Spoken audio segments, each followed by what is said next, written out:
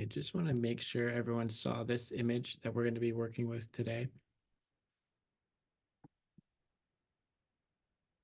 I did take a couple pictures of these flowers and Photoshop them together. If you see any weird little inconsistencies or harsh angles that don't make sense, it's because there's multiple photos in here. So I moved the flowers around till I found a composition that I liked.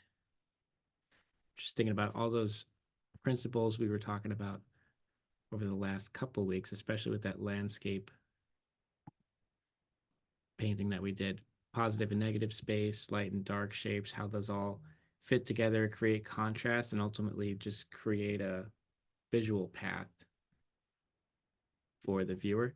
So if that's happening as you're taking your photo reference, maybe you're moving things around in Photoshop, or if you're just painting something right in front of you, it all comes down to how you arrange it on the paper.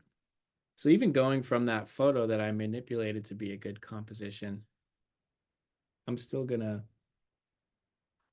find some things that I'm gonna make a little bit different here in the painting. So I'm making some marks here. We'll zoom in a little bit. These pencil lines are really just to get like a general idea of where these flowers are on the picture plane. I move pretty quickly through the whole composition. It's almost like I'm making a gesture drawing, but of these flowers and the space around them.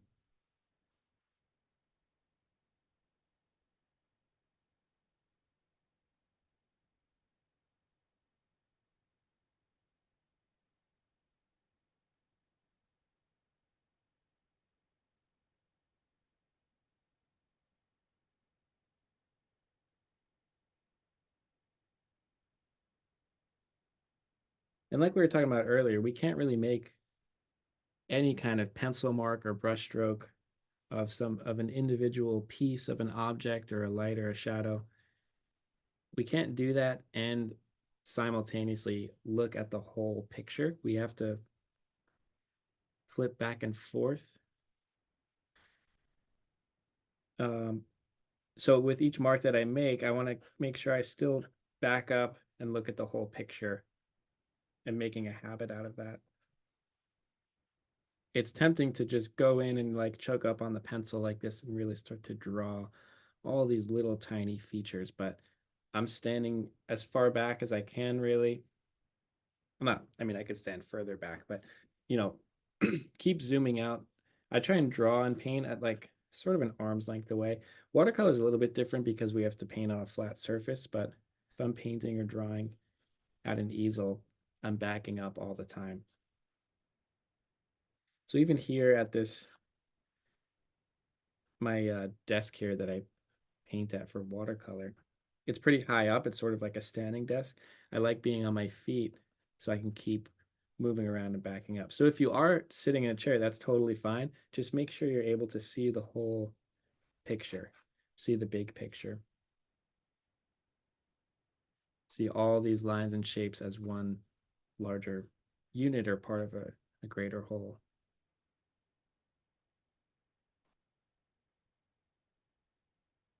We've talked about like seeing the forest from the trees.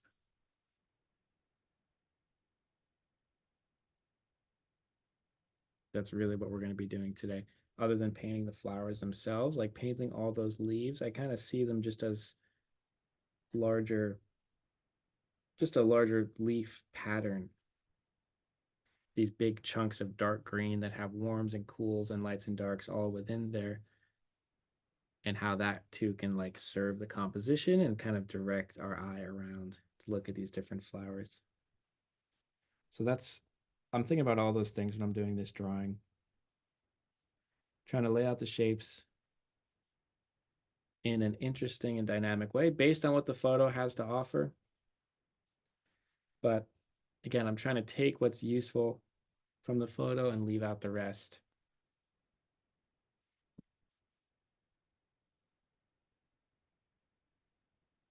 And I know that can be tricky.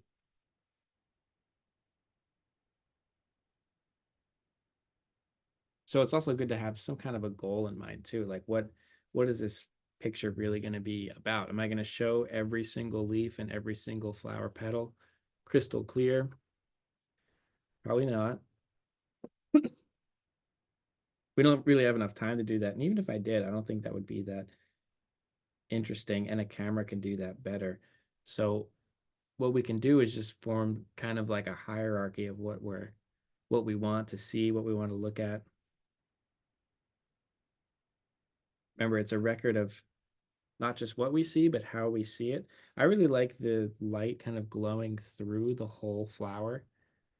You can see that yellow towards the center of each flower, and the whole thing is glowing like this like orb or something made out of flower petals. And the difference between seeing the flower as a whole and still breaking it up into individual shapes for the petals, the difference between those two things is something I want to focus on, and playing with that boundary between the two. Other than that, I think the leaves are a helpful element. I think the fence posts are also like a helpful compositional element, but I'm going to be sort of aimed at the like center of that flower glowing with that like warm yellow, and then turning into those cooler blues towards the outside. So whatever your goal is, it doesn't have to be that, but as long if you have like an intention of what you're attracted to about an image, that's going to help your decision making on like, is this thing useful or not, and how you can paint in and out of focus. You can see like there is some like camera focus happening with like some of the leaves seem further away or more out of focus than others. That just kind of shows you how those sharper edges can direct our eye around. So we can do that on our own with how we use the paint and the water together.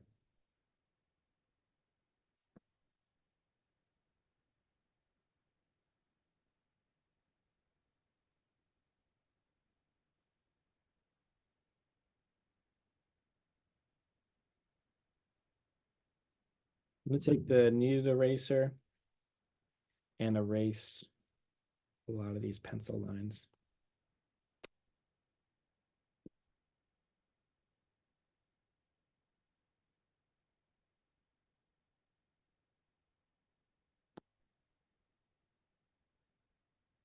And I think to to achieve that like soft glow coming through, we should start off with like a wet into wet wash and try and find that glow before we go smaller and sharper and darker and more complex. We're going to start out as on the opposite end, as general and soft as we can be. General, soft, large shapes. Going from those and then kind of moving towards smaller, darker, and sharper. So I've got this big mega brush here. Picked up lots of water. If you have like an individual sheet of paper, you may want to tape it down to something so it doesn't buckle too much. This is on a block, so it's going to take the washes a little bit better than just like a pad of watercolor paper. Or if you're doing it in a sketchbook or something, just be aware of how much water you're using and how it's going to affect the paper. But I'm just going to take some clean water.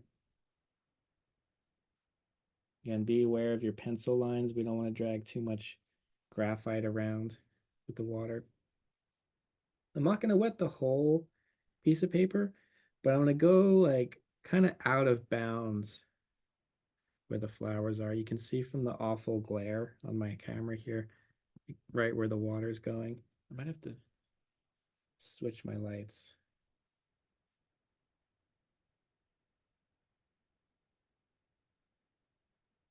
But I'm just activating the paper, loading it up with plenty of water, and then we can drop some pigment into it. I'm not going to use masking fluid for the light hitting the flower petals on top, since these shadows are going to be so soft. Let me see if I can. Okay, that's a little better as far as the glare.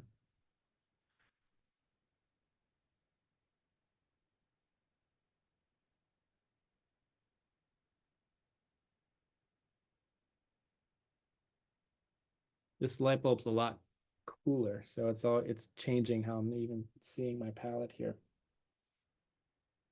Excuse me.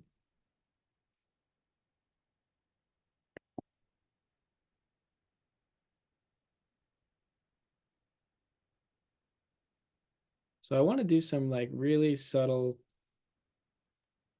shifts within the shadows here. I know usually we go for like a really clear mapping of all the shadow shapes, like what we saw in the Dean Mitchell paintings. But I want to focus on what's happening like towards the center of the flower. So I'm going to start out with some ultramarine blue and burnt sienna. Sorry, let me just close this door because it creaks really loud.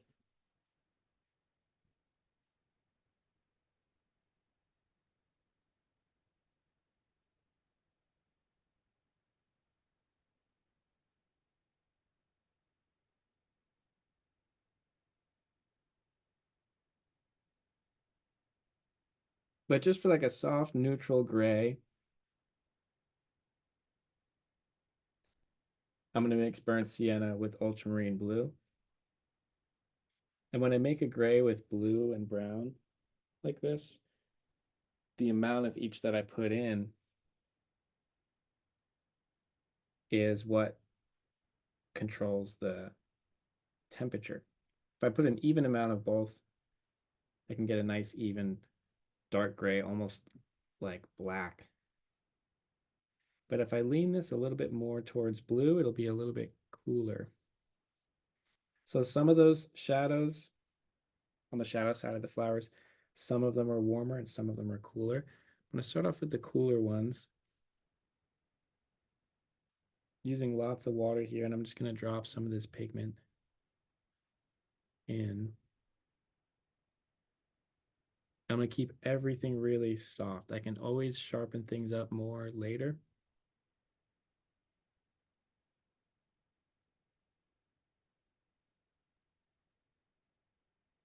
This flower on the top left is actually it's a lot more warmth than that one. I might revisit that one in a second. Let me start down here. This one's a little bit cooler. So I want to preserve some of that light coming through the flower there. So I don't want to get too dark. So I'm going to kind of make my way around that, keeping everything soft. But all these gradations are really soft in here. Or slow, I should say. There's slower gradations. So I'm just not being too heavy-handed with any of this.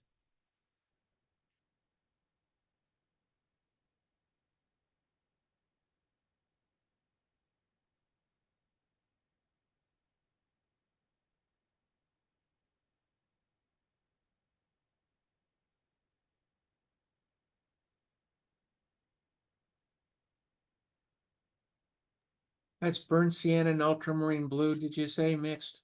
Mm-hmm. Okay.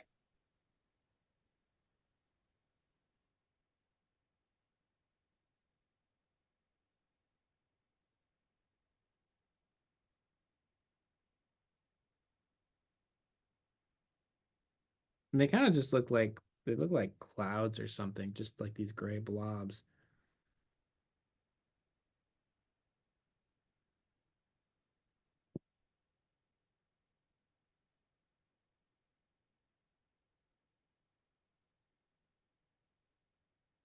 And then if we look, I'll share my screen here. If we look towards the top left one over here, these go a little bit warmer.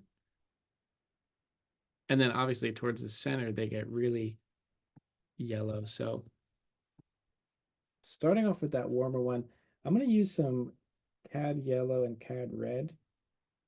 Even though they're really soft, they still have a lot of color in them. I can desaturate this with the cooler gray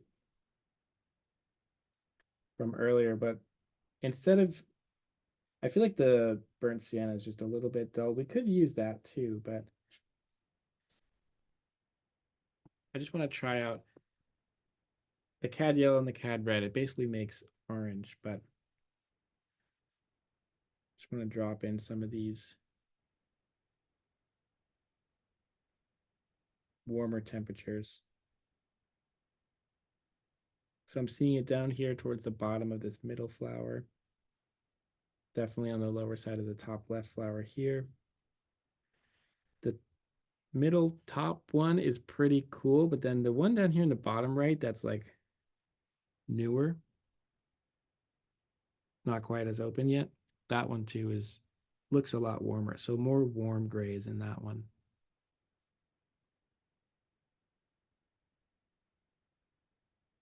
And this is just like a baseline wash that we're going to build everything on top of. So I'm letting the colors bleed into the others pretty freely.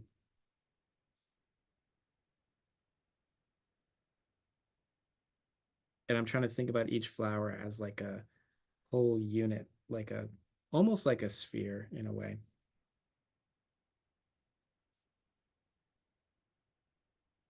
So for the sake of the demo, I stole the hair dryer. I'm going to use this to dry the paper off. It's still pretty it's pretty foggy out right now. I feel like this part of town that I'm in is just in a cloud. We're close to the beach, so there's just a ton of moisture in the air. So this isn't going to dry very quickly. So I have the hair dryer. I'm going to mute myself and dry this off a little bit. I'm going to make it sort of damp, not totally dry, because I still want to go in and push the yellow from the center, and I want that to be pretty soft too. But I just want to dry off some of these like puddles I have on the page.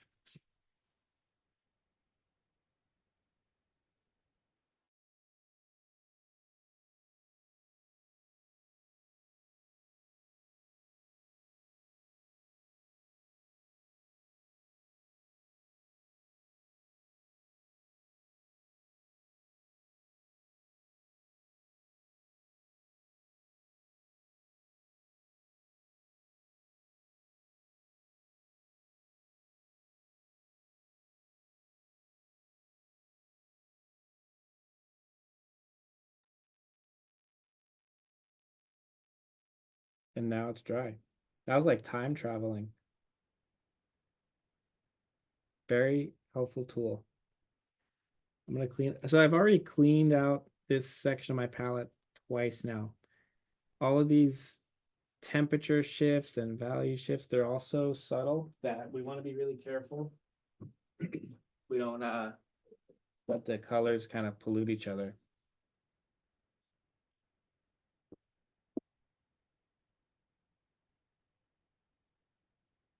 So I'm cleaning my palette pretty frequently.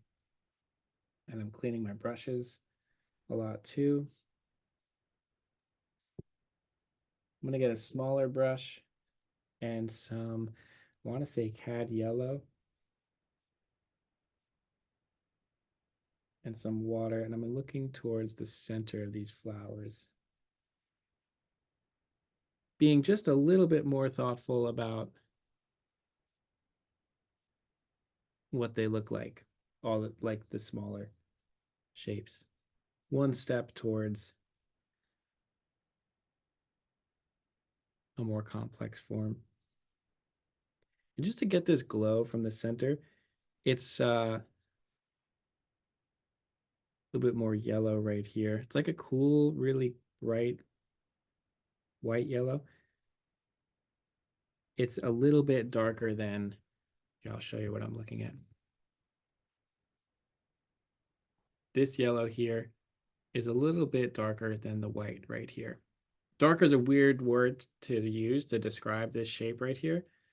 So I could also say less bright. It has more color in it. This could be, if this is like the white of the paper right here, this yellow has just a little bit of pigment across it. We can anticipate putting these darker shapes on top of it later. But to get that yellow, warm glow, we're addressing that now with this wash that we're putting in. Again, the paper's kind of damp around it. It's not totally dry, but it's not a puddle either. Kind of in between. You're all cad yellow. I'm sorry, I had to get fresh Yeah. water. That's okay. Yeah, this is just cad yellow. If you have lemon yellow, that could work too. I think yellow ochre would be too dark and too warm. And a lot of water too. Like we don't want it to be too saturated. It's pretty light. And there's that light coming through the petals. That's one thing. And then the center of the flower itself is darker and warm. That could be a more of a yellow ochre, but I'm not there yet. I'm just looking at the light coming through the petals. And I'm keeping all these edges really soft. I'm not trying to paint those sharp edged shapes. We'll do that later when we do a darker, like neutral but cool blue, violet, gray kind of thing across the top of that. That's my plan.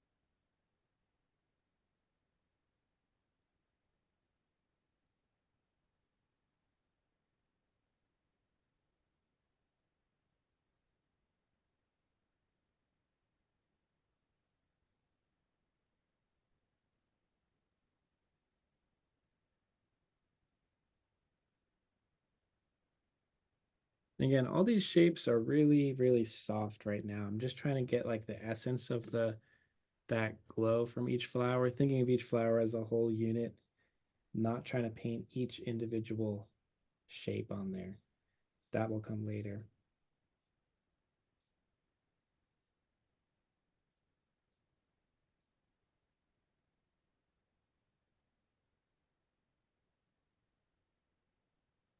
But this foundation we want to build on is kind of like a cloud that's just like more yellow towards the center.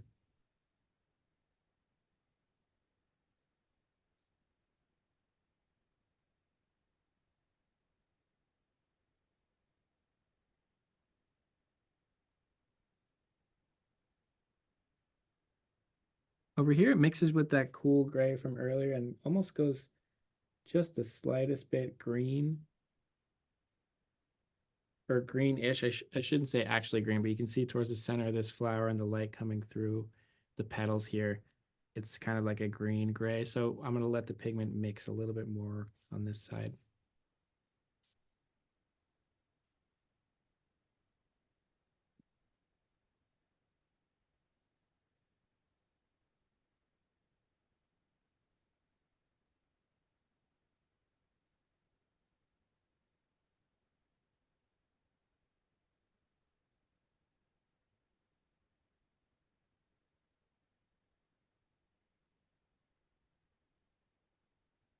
And I'm moving around, just softening up the edges wherever I see if they got sort of like a sharp boundary around them. I'm not as used to the hot press paper, so, but I do like how you can get those really,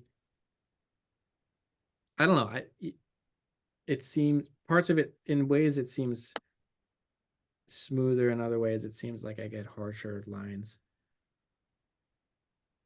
So hopefully I don't overwork it, but I'm just nuancing all those edges, keeping everything soft.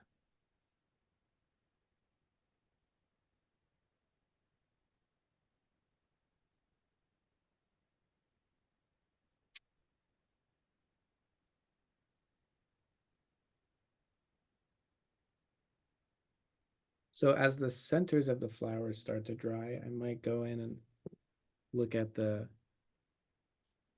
green leaves of the background.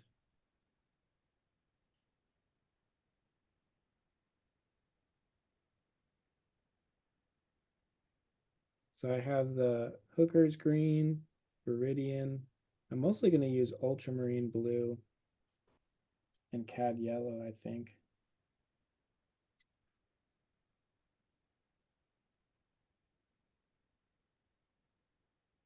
I'll try a little bit of the Hooker's green with it. But to go darker and cooler, I can add more blue. if it's looking too blue, I could also add a little bit of burnt sienna or alizarin crimson. Kind of mixing all of these earthy colors together.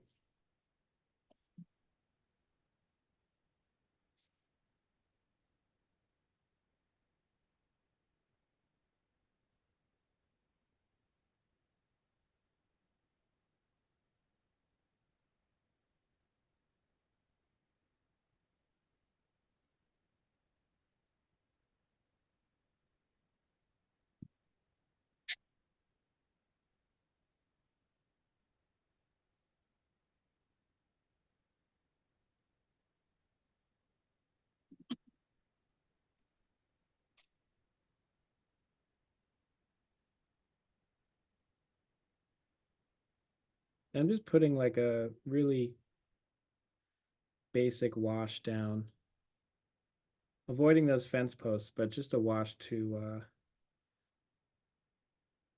block in where all of these leaves are going to go. Using the negative space of the background to carve out the shapes of the flowers in the foreground. With this like dark and earthy, kind of muddy looking cool gray.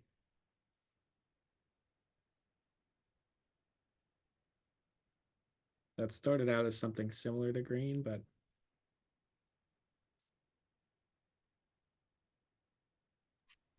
So it's sort of like I remember you're talking about painting waves. You're getting what's underneath first, yeah. I guess. Or I'm not telling you what you're doing. I was asking, Yeah, is that no, that's it exactly, I think. And I think with yeah, with anything in nature, it's easy to just kind of paint what we see on the surface, but I try and go from the ground up and figure out those patterns. And it's hard to like make up all this like complexity and like what looks like randomness in the whether it's the leaves or the flower petals. See over here it turns into that like cooler gray for the fence post, so I'm gonna hold off on that. But it's hard to make these random patterns look like random patterns, and we can kind of end up with the same brush strokes over and over. So sorry, that was not really related to your question, what I was saying. No, yeah, it was. I totally got it. Uh, yeah, I'm kind of starting from the background and making my way forward too. I'm letting a little bit of the texture do some of the work too, like right here. The way I'm like dragging the brush across is letting a little bit of light through here and there. Even if I go over those little gaps, like we talked earlier about those like little seams in the painting and how that creates a lot of contrast and can really like pull the viewer in. I can still go over that with a more saturated green, and then it will cover up the white of the paper, but that light will still be glowing through, and that's what we want to. So I'm going to leave some room for some more saturated greens too, especially like down here. You can see that really bright green coming through, and definitely more so up in here. Maybe I'll even brush some of that away.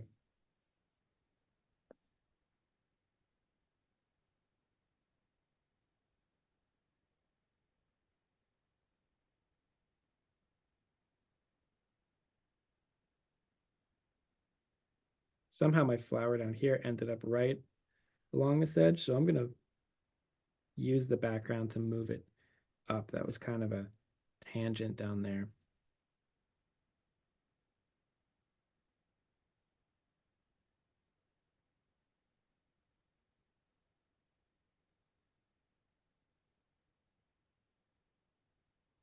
But think about the size and shape of your brush too. How you can like create a whole leaf. Let's see if I can do it right here.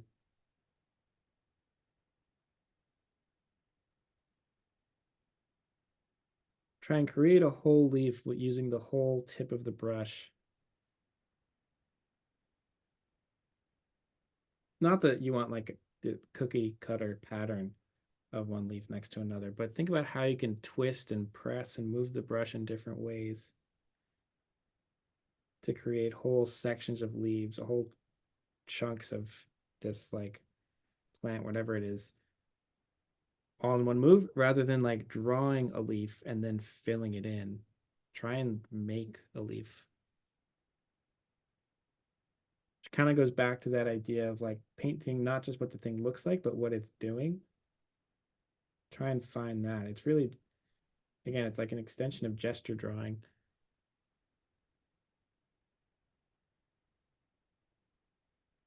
And then not even what it's doing in reality or in the photo, but what's it doing in the painting? How is it like an actor here or a character in the painting?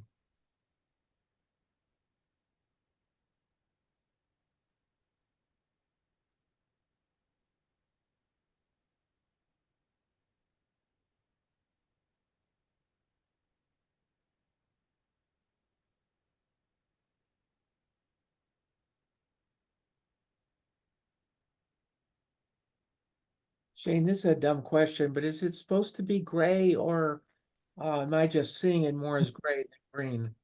This is pretty gray up here. It's like dark and cool with lots of blue. There is some yellow and green in there, but I'm anticipating coming back and punching up the values and the chroma of the color and some more super bright greens later. I just want to get like a picture of like where the negative space is and how I'm Gotcha. going to Okay. find my way through. Just to like give us that like scaffolding to build a picture on top of.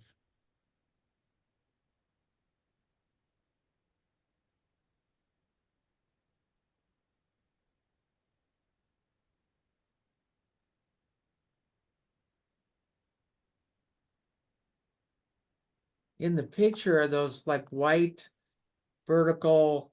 Are those like, is that like a gate or is it a Yeah, it's like a fence post fence gate post? or something. And they don't totally make sense. I think because of how I photoshopped it, they're not like exactly the right amount of space from each other. So use those however you want. You can space them out. I have a weird gap right here. Maybe And the I'll close it one on off.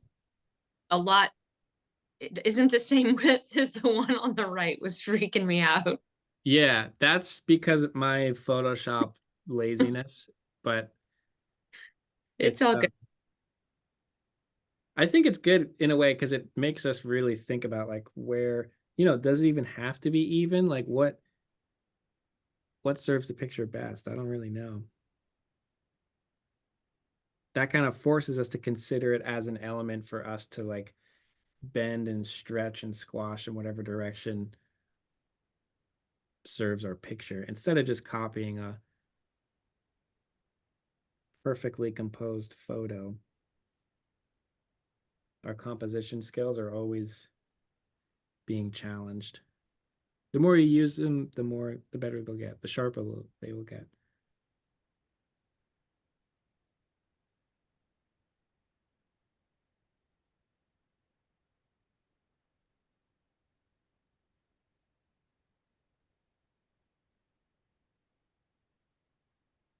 And like, of course, there's plenty of examples. Again, I'm not justifying my Photoshop laziness. It's not an excuse, but if you think about inconsistencies in paintings throughout art history, it's not just a mistake, but it's like, what serves the picture best. And Because I do like the amount of space here. I don't know, the white back here, I did get rid of that. I didn't really think about it, but the fact that I did it, maybe I trust myself. I like the stem of that new rose coming through right here. I think that'll be cool. I'm gonna let this dry because I do want to push some of that cooler dark gray for the fence posts. Because remember, the fence posts they're painted white in reality, but like as far as this goes, the way we're seeing it, they're more of like a light mid-tone. They're a little bit darker than the cool dark gray shadows on the flower petals themselves. Let me share my screen. When I look up really up close here, we can see pretty clearly, okay, this shape here is a little bit darker than this shape here. So when I zoom all the way out, now I know, okay, the fence posts are a little bit darker than the flowers, but they're close. I wonder if some of these in here. I'm tempted to look in Photoshop. I'm gonna hold off. Let this dry a little bit more. Seems like the flowers are pretty dry now. Sorry. Let's get, was there a question? I was just saying I experimented with using a warmer green. Instead of burnt sienna, I used a cad red to kind of create a warmer green. I liked Yeah. yours better. Oh, well, no, there is some red in there, which So I we'll, might we'll get back, into that. yeah, so I might go back in now with kind of a blue, a cooler version. Yeah, I mean, maybe it's from who knows what painting class in college or me being cheap, but like I never had green on my palette for the longest time. And even when I paint with oil paint, I don't. So I'm so used to mixing my own green with just blue and yellow and having more control over that warm and cool based on the amount of blue or the amount of yellow or the kind of yellow that we're using. If we use yellow ochre, it's darker and warmer. Cad yellow's brighter and more opaque and can be cooler. So there's like, I don't know, there's so many greens, pigments out there too, and everyone has their own preferences, but I tend to just mix my own based on what I'm seeing.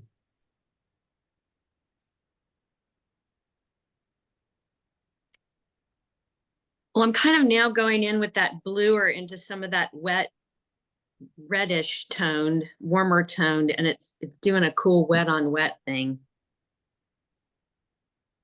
Cool. Yeah, and we could just take, yeah, like you're saying, we could just take blue or any of the colors we're seeing in the leaves and just kind of drag them around.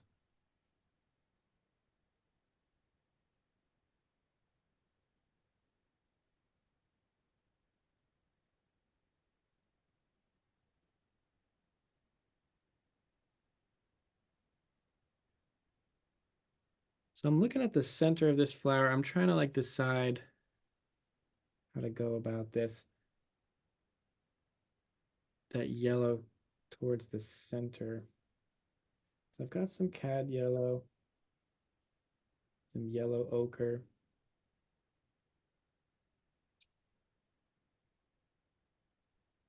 But there's like a slight coolness to it. So I'm gonna add a tiniest bit of ultramarine blue. And that'll darken it too.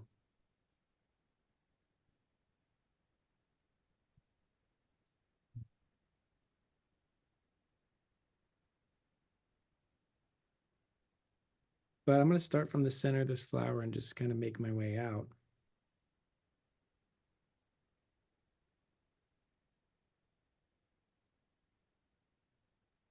Does anyone know what kind of rose this is? It's an iceberg rose. I Okay. think they call it. They're like all over the neighborhood. I've been looking at it for years, wanting to paint them. They're so pretty. I have some in my backyard. Do you see the bee in the photograph that you took on the right? Yeah. Yeah. That I'm so excited to get that little guy in there. Yeah. Yeah. Yeah. That's like a fun little detail.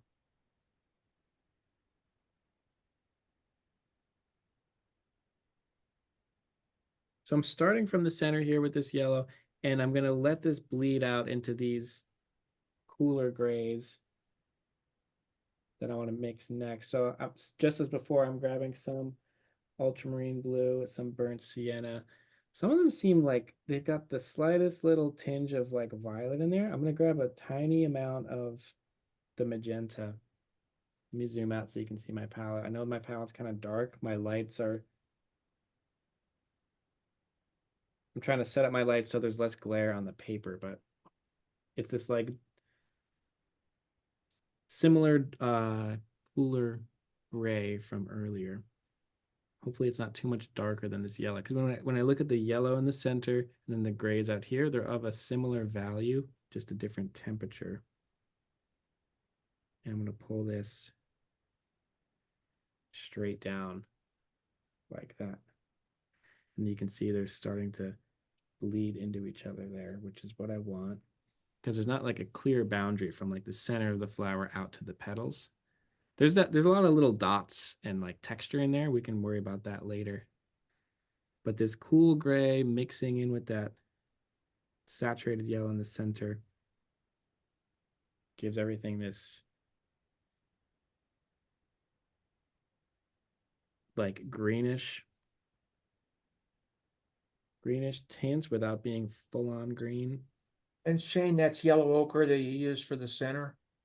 Yellow ochre and cad yellow and a tiny, tiny amount of ultramarine blue. Okay. Maybe we could do without the blue for that because it was such a small amount and I feel like it could have been more yellow. So out here, these flower petals are so blue. I might even remix this. I'm cleaning my palette. I might just go. Let me just try this. This could fail, so don't follow right along with me. I wanted to get rid of the burnt sienna because of how rich that blue seems out here. So this is the same blue with that tiny amount of magenta in it. I think that burnt sienna maybe muddied it up a little too much. So this flower petal has a sharper edge out towards like the outside of it, away from the center. And then as we get closer to the center, it loosens up. And we can see some of that yellow coming through from before. So I'm going to add clean water and pull it towards the center for a really slow and smooth gradation.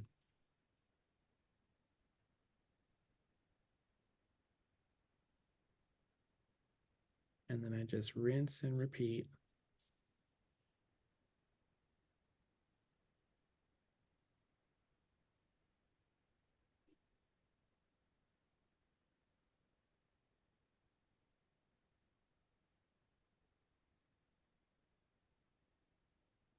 You can see like how subtle I'm being here. Excuse me. Just the amount of pigment and the amount of water and pulling that out wherever I need to make that a slower transition.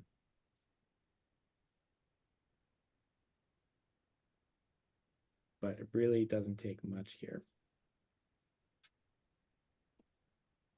So there's a light shape right here and right here. Remember, we can now create these light shapes by painting the shadows around them.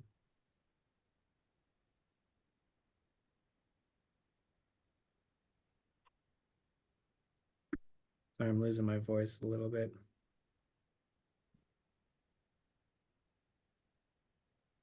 Semester was the most teaching I've ever done before. Usually by Friday, my voice is gone. If it's not gone by Friday, I officially lose it on Sunday and then I start again on Monday and it never really recovers. How many are you teaching in a day or altogether? Altogether, it's 5. Usually, I'd say 3 is too much, so I'm doing 5 this That's a semester. lot. Saddleback, like these are quicker, which is nice. It's just you know, the once a week for a couple hours, but then my other 2 classes are like the fuller, like twice a week studio classes. So it's just I'm happy I like all my classes and happy to be here. But it's a lot of like, you know, projecting your voice and everything. And then I like play with the kids at home and we're just like screaming the whole time. So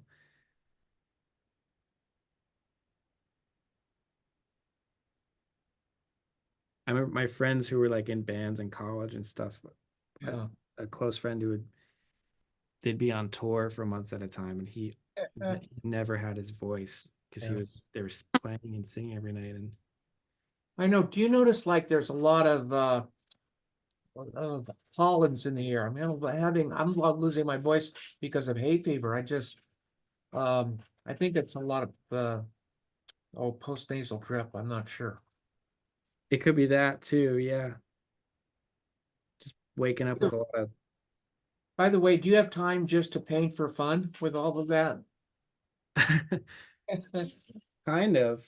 I mean, I paint for the gallery too. Like, I mean, I paint for me, yeah, but the paintings go to the gallery, so I have to paint, yeah. But I love it. That's like, and I'm really lucky I get to have that time. How do you structure your time? I mean, how do you make yourself, okay, at this time I've got to get up and take care of the kids, and this time I've got to teach the class, and this time I've got to prep for the class, and so many hours I devote to getting work, for commissions or the gallery. How do you balance that? Do you create a rigid schedule, or does it just kind of happen? It's kind of both. I mean, yeah, we definitely try and create a schedule and try to stick to it, but then sometimes that can just blow up too. And I think it's kind of day by day. I mean, my classes are always the same from one week to the next. But if I try and have, like, if I'm going to paint, I definitely want a couple hours to just really go for it and not do or think about anything else. And I got really good advice once from a professor in college when he was saying, like, if you are going to paint, take care of all of the other things, like run all the errands, get the groceries, do whatever you got to do and get it out of the way, so then when you do start painting, nothing can really stop you. And that has helped me a lot. I even, like, I don't know if I mentioned this before, I mentioned it to another class. My phone, I have a Bluetooth landline phone in my studio. So when I come, that can like pick up any calls that I get. So when I come in the studio, I put my phone away for as long as I can. So there's really no distractions. I used to stay up really late painting, but that kind of ran its course too. I was just that's not really an option anymore. The sleep is like so So got to be so vital. yeah.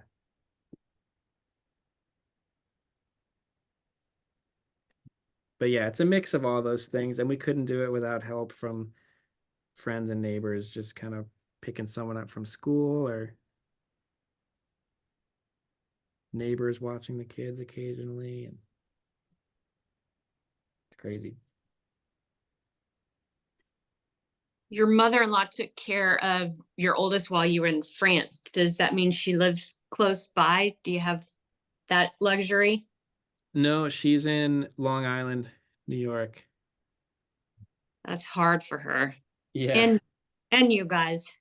yeah, yeah. She'll be back later this month, I think, or in May, I mean. And I'm just pushing the blues on the edge of this a little bit more. But yeah, in the summer, that's where we're gonna go back to, and she'll be helping out a ton there. That looks good. So you're doing, is that just ultramarine blue? It's mostly ultramarine blue and just a little bit of magenta. I see. And I'm paint any light shapes that I'm seeing, I'm painting around them. So like over here, this one is a little bit warmer. So maybe I'll add a little bit of this cad red to this yellow here. So I can warm this gray up over here using, so sorry, you can't see where I'm mixing, but I'll point right here. I got a little bit of cad red into this yellow here. I pulled a little bit of that into this cool mixture just to even it out a little bit more towards a middle gray. And up here, I can push this. See, it's just a little bit warmer, barely. And if that gets too dark, I'm just going to add a little bit of water too.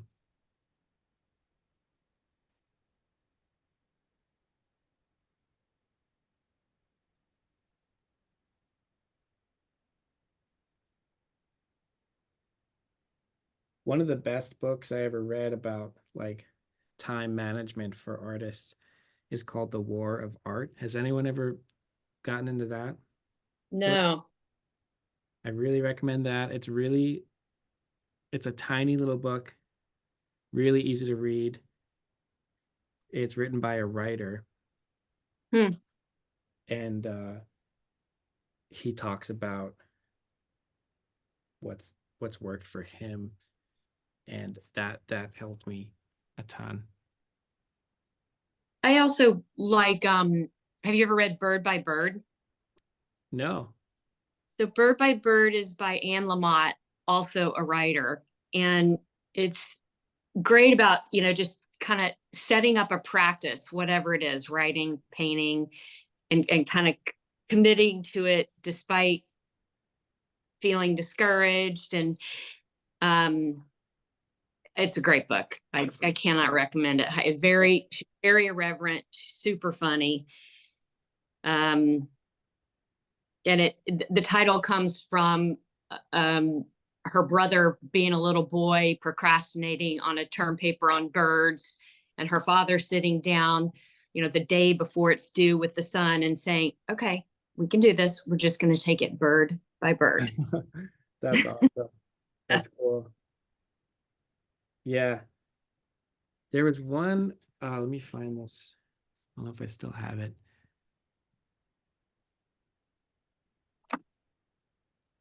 I think it's gone. It was a little comic I had that I shared with my life drawing class.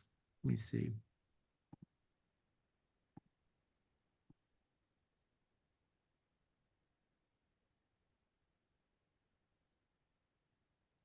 Oh, I think it's gone. Never mind. There's a great little comic about how to start, how to begin.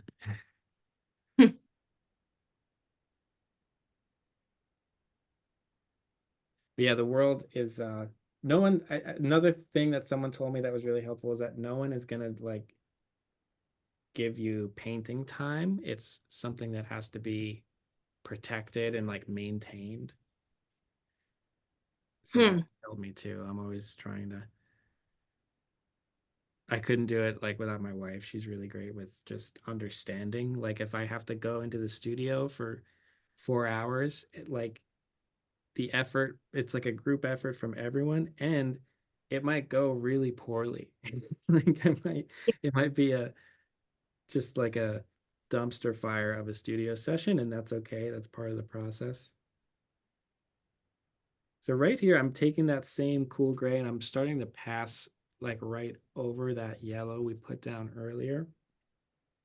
So I'm hoping that'll create that light effect of that glow coming through from the other petals. Let's see if I drag this pigment around with some clean water now. I'm going to clean, so my palette got a little bit muddy again. I'm going to clean it off to go back to that more pure blue.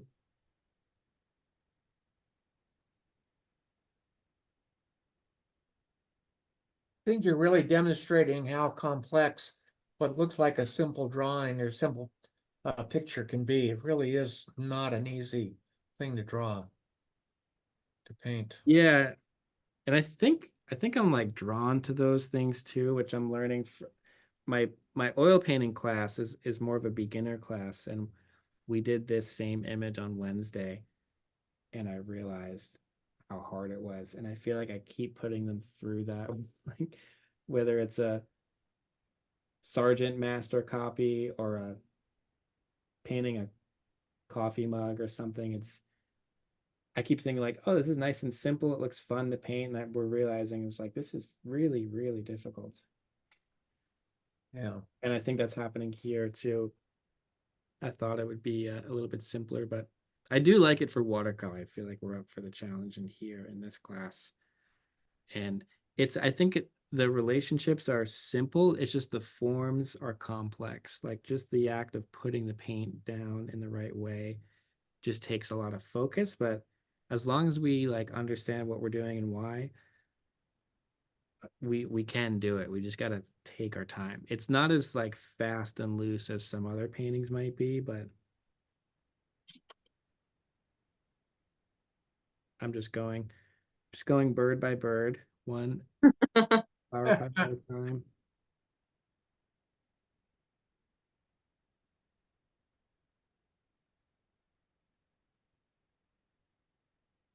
And the light shapes of the flower petals getting hit directly by the sun, I'm just leaving those blank. There might be some tiny amount of pigment in there from those initial washes we did. But if we just paint around those, I kind of covered this up over here a little bit too much. I missed out on some of that. But for the most part, for the rest of these, I'm just going around them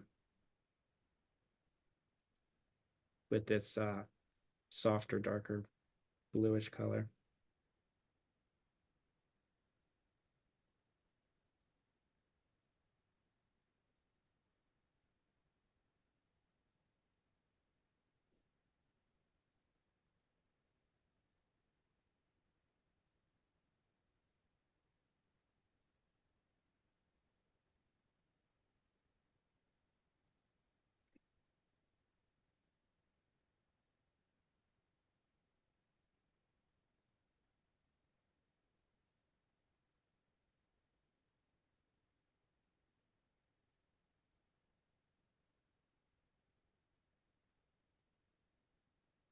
Should also get into the center of this flower too while I'm here, because that'll help give context to all these values around it.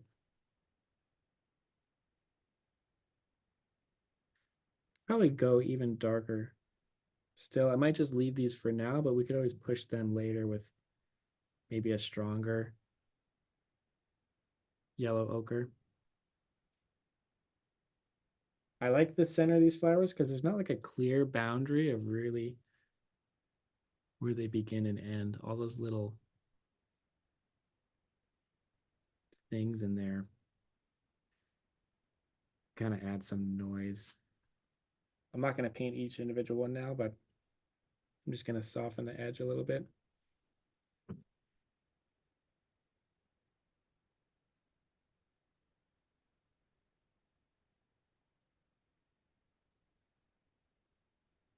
And here again, I can pull some of that yellow pigment out and around from the center.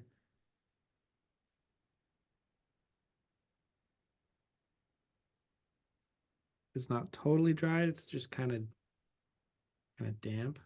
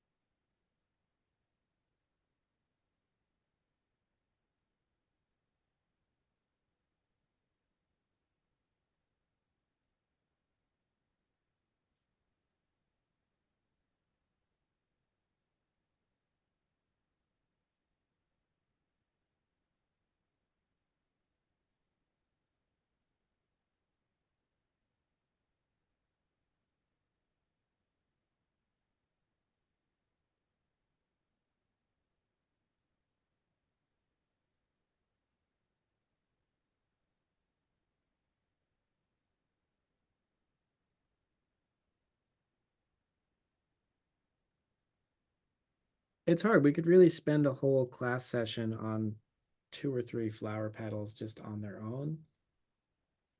Or we could try and paint the whole picture in 2 hours. I think both kinds of painting are worth trying.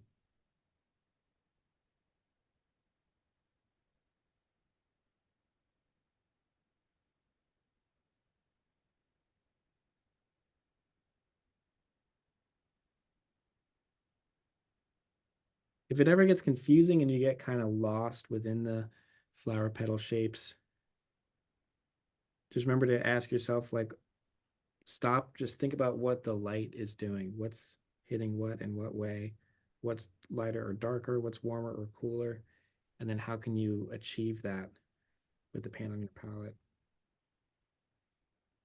If you feel like you're overworking something, definitely recommend standing up, walking around, look at something else for a minute and come back to it.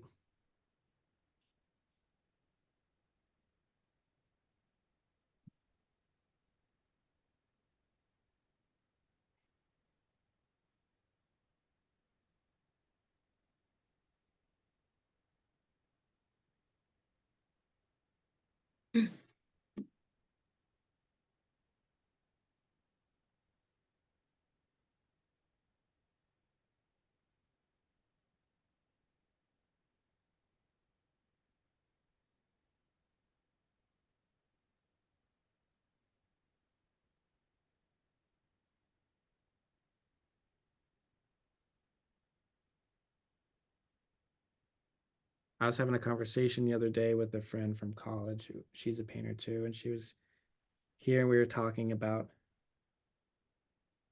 productivity and being motivated to paint, which if anything, I'm kind of lucky right now. Like if I get 35 minutes to paint, I'm really going to make it count because it's so valuable to me. But she has plenty of time to paint and like wasn't feeling as motivated as she used to. And I was saying like trying to be a productive painter can also get in the way of making art, being an artist. Mm. And sometimes like if I have to pick between surfing and painting, I will go surf because that's like helps me mentally, emotionally, and all that good stuff. I get kind of zened out. And if I come back, if I have 5 hours and I go surf for one of them or two of them, I'd rather, or same goes for sleep, really. That's what I realized about missing sleep to paint. Like the quality time or the quality of the painting session itself is a factor, and that's based on a lot of other outside forces. How do you manage, okay, I gotta support my family. I make, I do a lot of different things to provide for my family. I'm a lifeguard, I'm a teacher, I sell paintings. How do you manage just kind of exploring and growing as a painter and exploring what's interesting to you as a painter and creating work for that, and then creating work that is going to sell or that your gallery is looking for? Right. I don't know. I mean, I'm lucky I had the teachers that I had that were really like die hard, like never sell out. Do you got to do exactly what you want to do, and they really that always stayed with me. And what's funny enough, and like I've talked to Victoria from the gallery a lot about this because she sees it too. Like I'll bring paintings in that are like, this is for sure going to sell quickly. And I like knew that when I started it, and they don't always end up selling. And then I'll bring a painting in where it's like, I almost didn't even make the painting because I thought it was so dumb. Yeah. I almost didn't show her because I was like, this is a weird painting. I don't even want to show you that I made it. On top of all of that, it's like, I don't even know if we can put this up in the gallery. It doesn't really fit because it's kind of out there and weird. Those have been like, those always get bought by people. So funny. I have a website and I have been selling work off of that, and also in a little gallery here. And there's a couple of things that I was going to take off the website. I was like, oh, I got to remind myself I got to take that off. And then they get bought, and it's, Yeah, that's awesome. Yeah, yeah, I think yeah, anytime I'm just put thinking, it out there. You never know. yeah, like that's what we're all here for too. And that's what I like about teaching, because I have friends who like did their paintings were doing pretty well right out of school, so they stuck with it, and I think that's awesome, and I'm happy for them. And I've had moments over the years of just like, all right, I could just paint full time, but I got good advice from another painter out in Long Island. His name's Patton Miller. He's a really good, I love his work. Uh, he was telling me about, like, he was my age, same situation. He had little kids, teaching a little bit here and there, and he would paint houses like as a Hmm. paint the walls of houses. Yeah. That gave him a little bit, if you're like worried, if there's pressure to sell stuff, if that starts influencing what you're painting and why, that too is like, that's poison Yeah. studio. So It's not genuine. yeah, so I feel really grateful to have teaching to pay the bills, and then when I'm standing in front of my easel, I still feel really strongly about doing exactly whatever I want all the time. that's what it's all for me. I'm Well, I still, heard that, oh, sorry, I'm go ahead. well, I had this other artist that I know of takes into her practice some advice that she got from a professor, which was, your best work is when you're just playing. Yeah, It's not so focused, it's not so tight, it's more inspired. yeah, yep. Yeah, it's playtime. That's what it's all. I feel the same. I think my favorite stuff is just like another person I listen to. There's really great interviews with Wayne Thiebaud on YouTube. Oh, really? Great to listen to because he talks about that. Like he would be painting the cakes or pies or the things he's really known for, and some of the first ones of those he'd be starting them, and he was like thinking, okay, this is really the nail on the coffin on my career. Like this is the dumbest thing I've ever done. But he just did it, and that's why he's in art museums. Yeah. Do you know Mitchell Johnson? Oh, I love that guy's work. Yeah. So I don't know him, but his work is so good. isn't it awesome? I heard this great interview with him on I forgot what it's called. Some website. And it was just genius. He used to work for Frank Stella and a bunch of other artists, back in New York, back in the day when he was just starting out. And this interview talks about that, but also about his process. I wish I could find it. If I find it, I'll put it on the chat, but it was just a really awesome interview. I have I bought like a catalog from one of his shows. Oh, did you? And, That's so.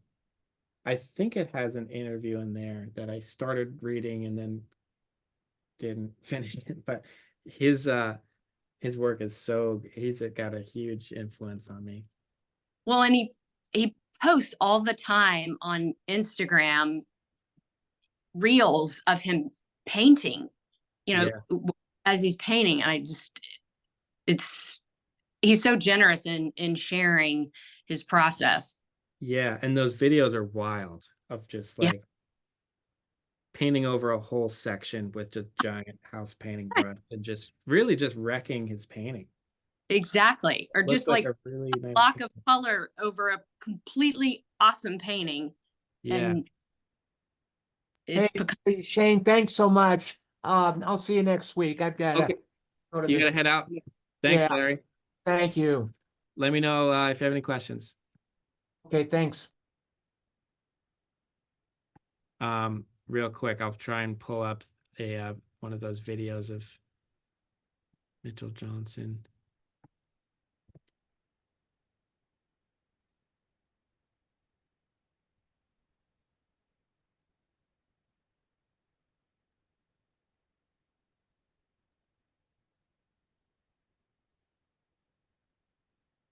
Yeah, he's got these paintings of the lifeguard chairs, and when I'm like, dang, that's a little too close to what I'm doing. I gotta switch it up, but it's definitely it's crept into my own work.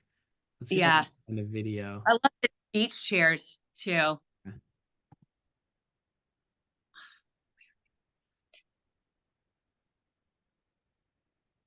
There's one of the Golden Gate Bridge that he posted recently. And all the different houses and stuff. Oh, this one. He's painting the fog. Oh, I didn't see that. This one's awesome. Crazy.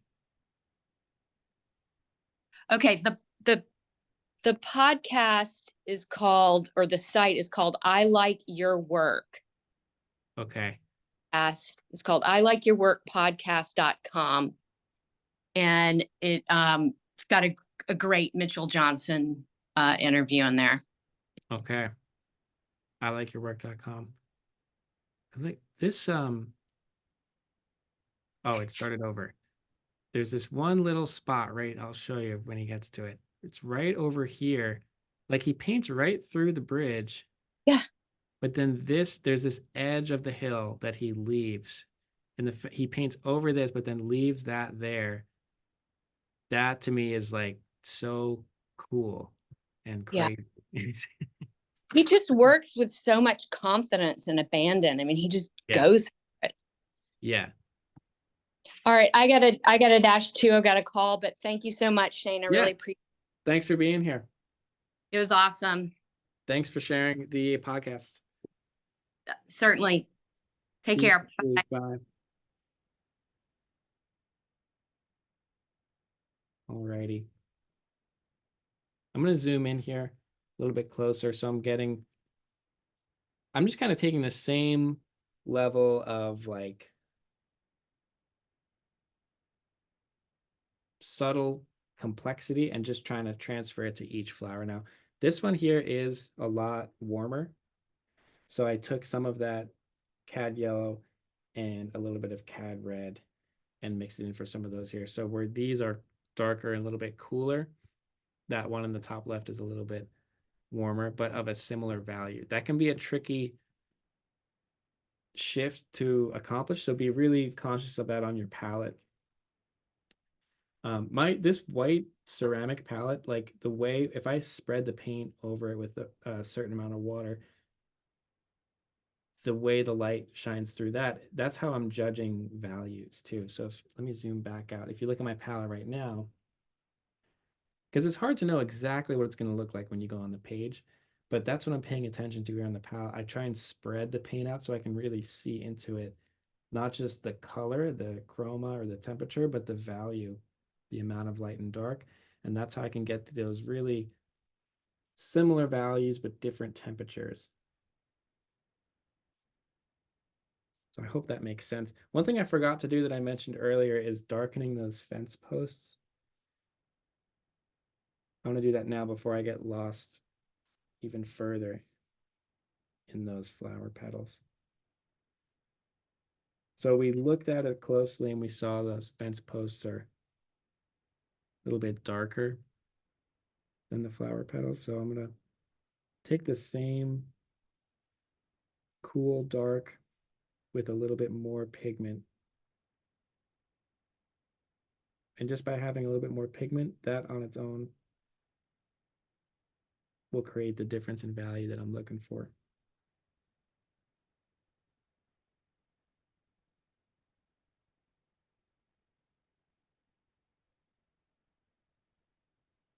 Painting right through those leaves. Since the leaves are darker, it's not going to make too much of a difference to paint right through them. Picked up a little bit of pigment, but that's okay. Might need to make some more of this color. So this is ultramarine blue and a little bit of magenta. If that's looking too saturated, you could grab the tiniest bit of yellow, but I think it's enough on its own. So over here we've got some light shapes or the light shining right through the flower petal. It's basically operating as a light shape. So I want to make sure I don't cover those up. I'll leave some. I'm trying to not block it with my hand here, but I'll start there since that's what I really want to protect in this little zone. So I'm thinking in larger brush strokes, but still trying to be really sensitive to the every little shape I'm seeing there. If I don't capture them all, that's okay, but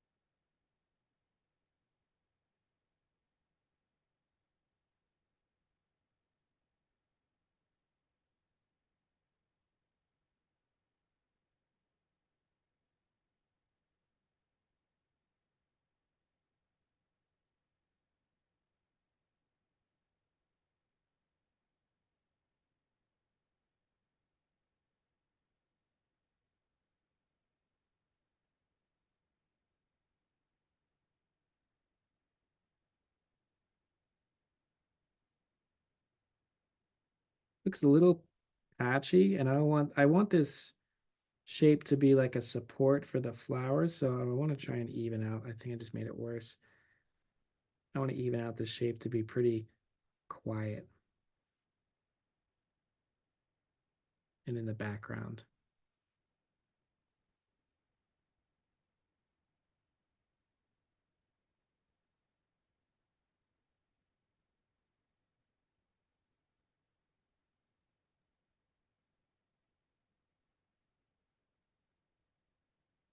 Okay, not my best moment there.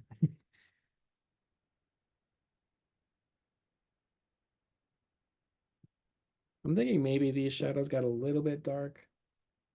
See if I can lift those out a tiny bit. Shane, what kind of paper are you using? This is the Arches hot press. I'll show you. Oh, it is Arches hot press. Yeah. Yeah. Okay. Yeah, it's pretty smooth. I like it. I've been using it. It's really nice for drawing, but I don't. Yeah, the wet on wet is a little tough for me. At least Yeah, seems to sit on the surface a little more. yeah, that's what the hair dryer came in handy. Yeah. But maybe it's better for dryer painting.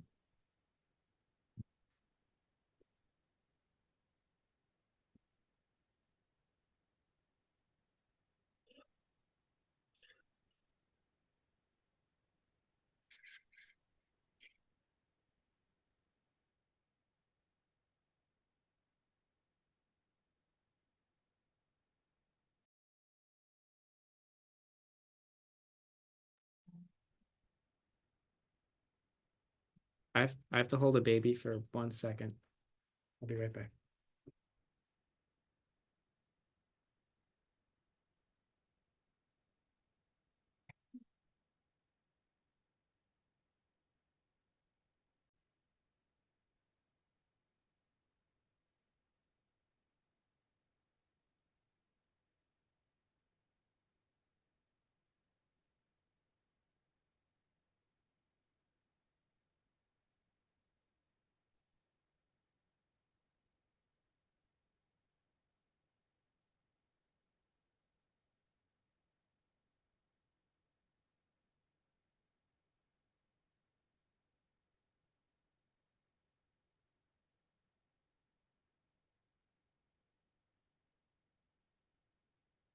I definitely think the cold press lets you lift a little bit easier. I feel like this is a little bit more fragile.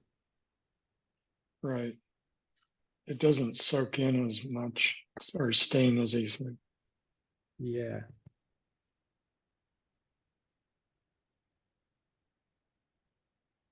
It can be good and bad. Yeah, yeah.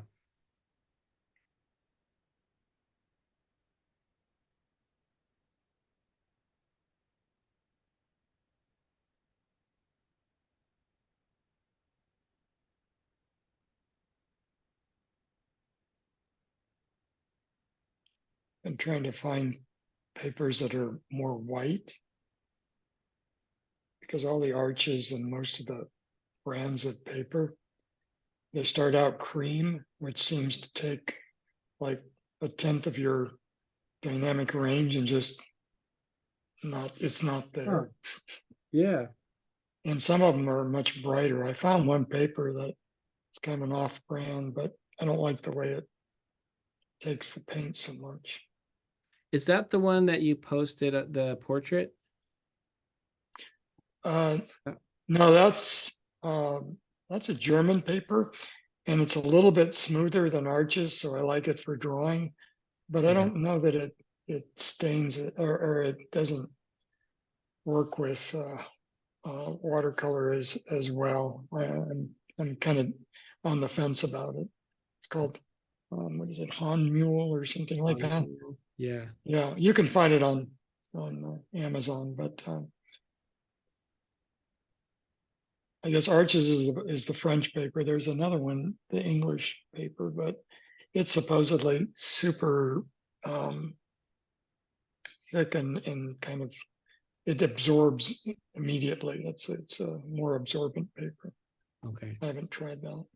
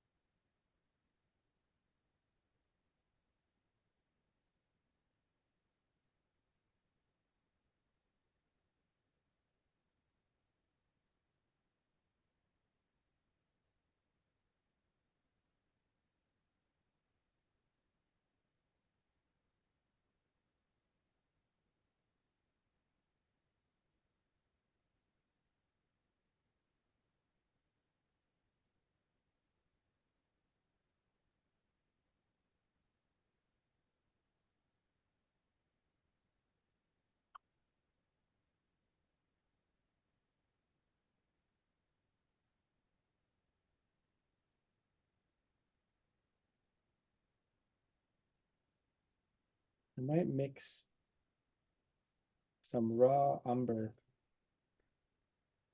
in with the yellow ochre to push it even darker for some of the center of the flower here.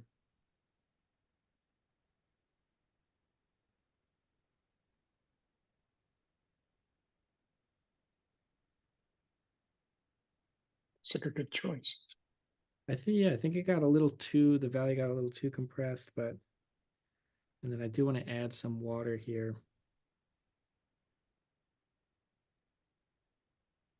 Open it up a little bit more.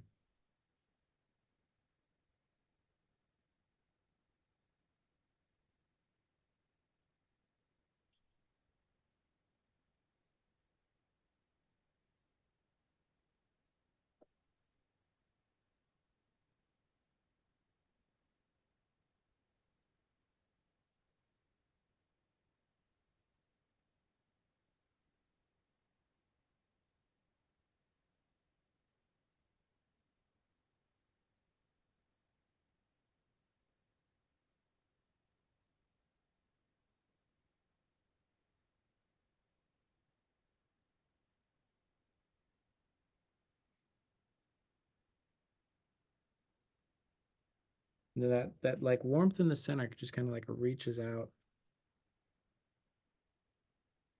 I'm being so careful to not get too dark too fast. Once these flower petals get too dark, there's kind of no going back. I do want to make the background darker, so we've got a little bit of wiggle room, but still I'm being really sensitive with keeping the shadows on the flower petals pretty bright. I'm gonna try this last one over here.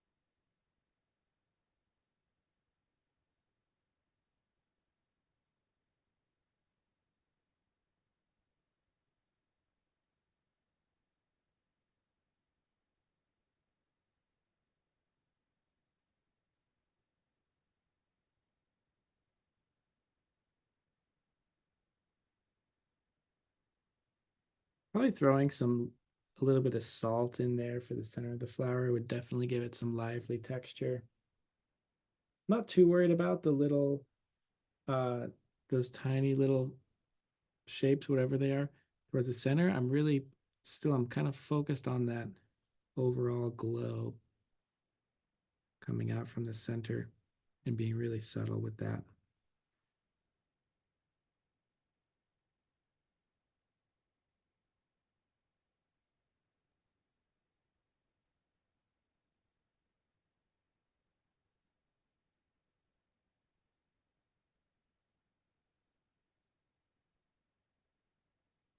And then these are kind of more of a pure blue as we reach out towards the edge.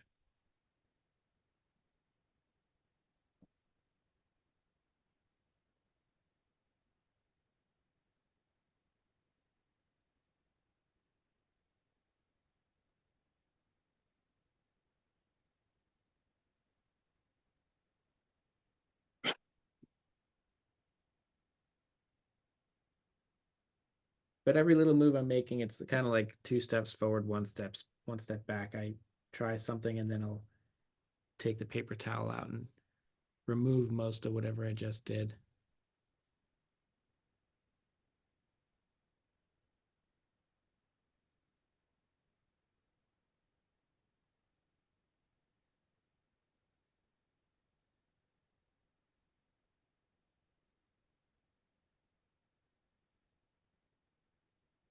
Before this week, I had never painted flowers in at least the last 10 years since I started. Probably in high school I did in an art class or something, but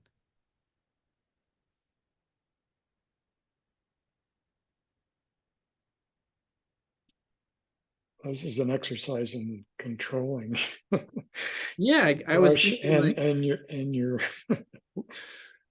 yeah. I was like, oh, it'll be like fast and loose expression session. And it's like, nope, just really super condensed values, everything, all the hard stuff I've been hammering everyone with already is just even You're more. drawn to those shadows areas, right? Yeah. I'm Subtle drawn to shadow. things I like look at them and was like, that looks hard to paint. Let's paint it.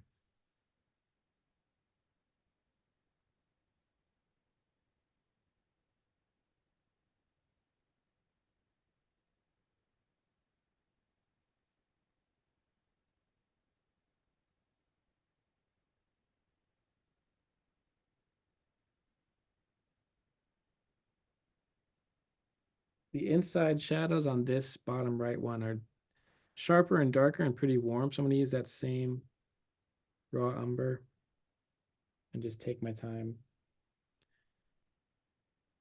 carving away at it, just super thin on the inside and then kind of radiating out.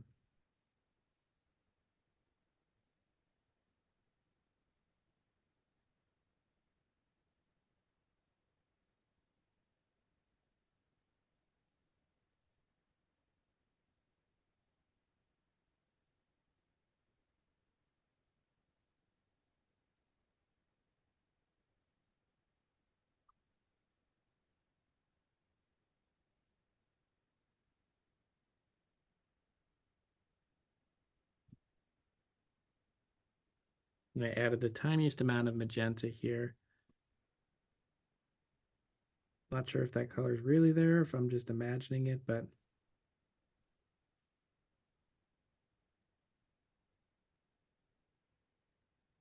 I don't want to get carried away down in the corner. And then those two, they're getting cooler as we get closer to the outside here.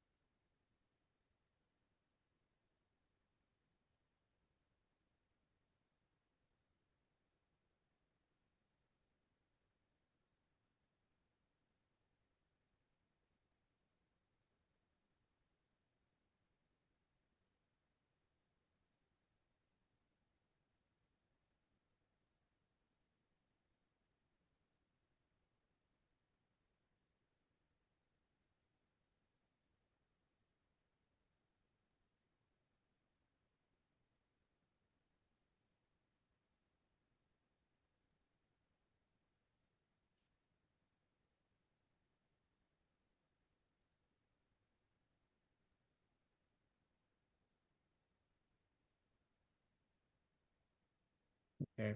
One more thing I'm gonna try before I'm done here. Not that my painting is finished.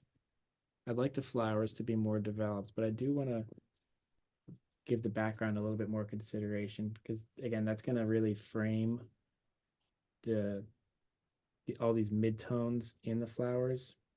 Seeing those darker shadows in the background are gonna give those midtones some more context. And I think that's important.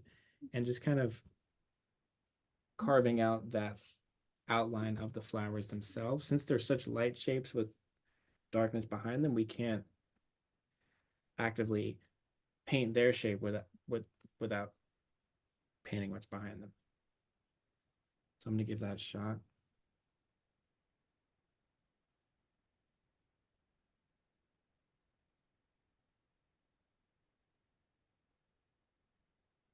And I'm gonna use the Hooker's green, a little bit more of it this time, with some blue and some yellow.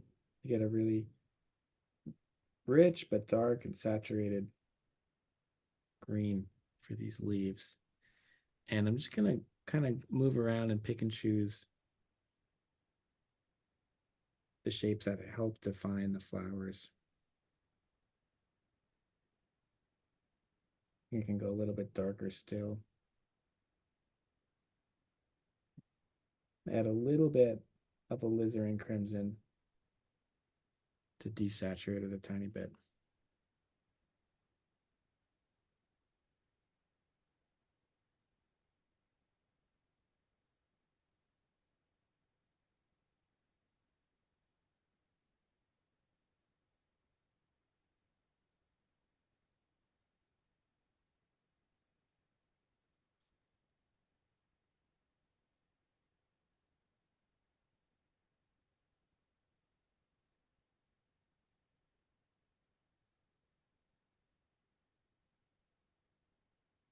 I'm gonna add some wet into wet. Just this is just pure yellow, yellow ochre and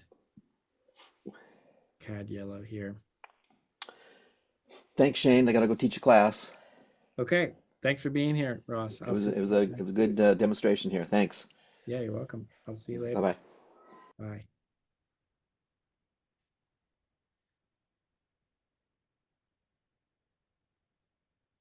So the cad yellow especially is gonna really help give us that really saturated kind of neon green of the light coming through the leaves.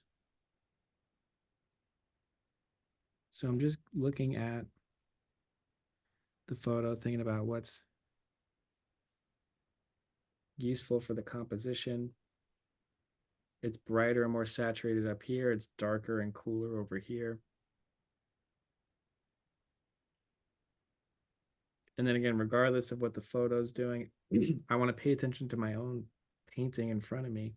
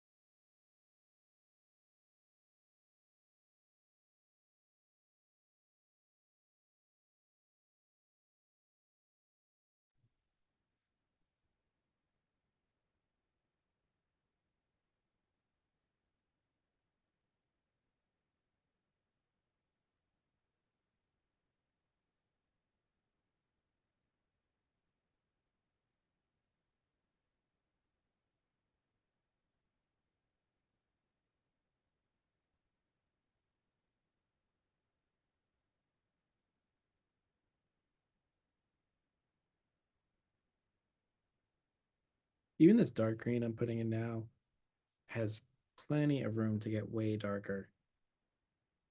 Just kind of scratching the surface here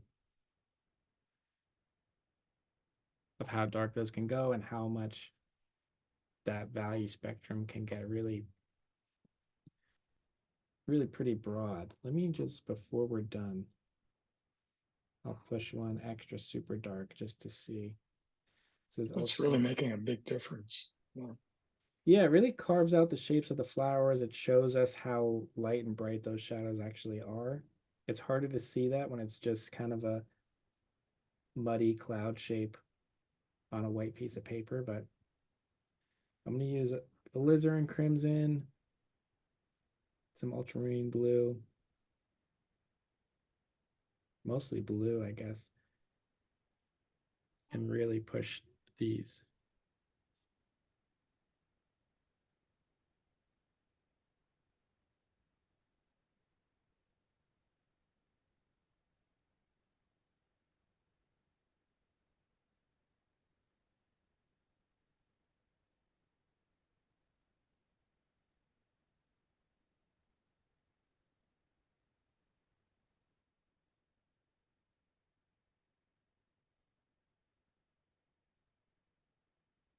Trying to channel the Mitchell Johnson guy, that painter we just looked at, and how confident those brush strokes are.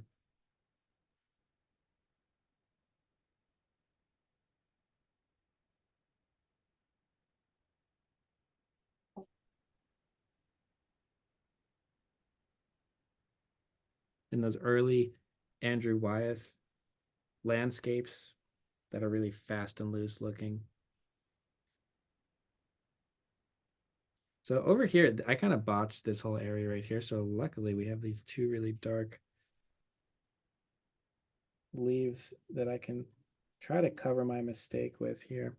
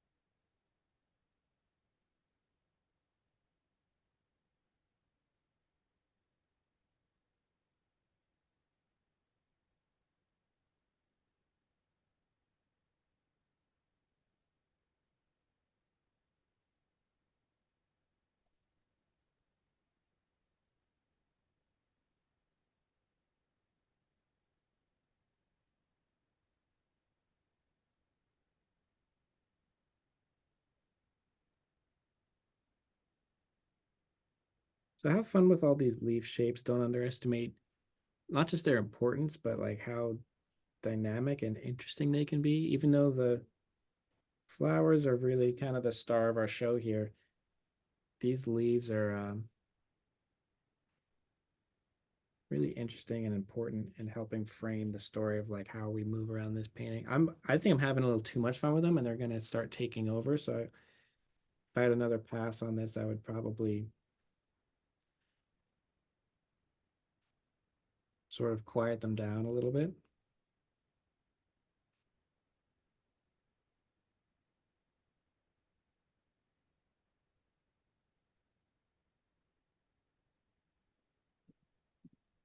Remember, think of them as a unit as much as a bunch of individuals. Those two different ways of looking and seeing and painting, or and how we kind of draw the boundary between those two is at the heart of what makes this whole thing interesting. So trying to make the leaves not look like lame wallpaper too. I'm definitely running the risk of doing that. Maybe too much of the same brushstroke placed in different spots. So I recommend changing up the kind of brush you're using, the kind of like paint and water ratio you're using. Mentioned earlier, there's some really bright reds in there. I think that'll also help to sort of turn the painting on color wise. So see these little thin marks here are also going to help vary up like the kinds of lines and shapes we have. I don't know if you can hear the baby in the background. It's my turn to watch him, so he's